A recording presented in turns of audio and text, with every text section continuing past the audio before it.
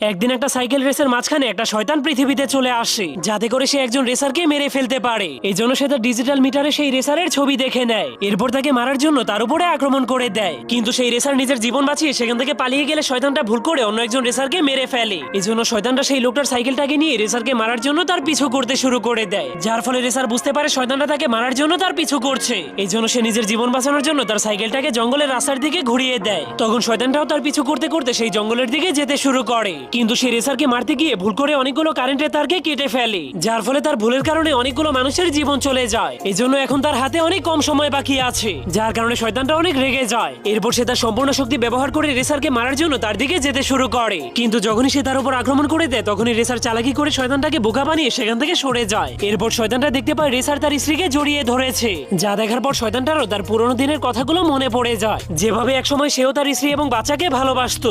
যার ফলে সেই লোকটার জন্য তার মনে অনেক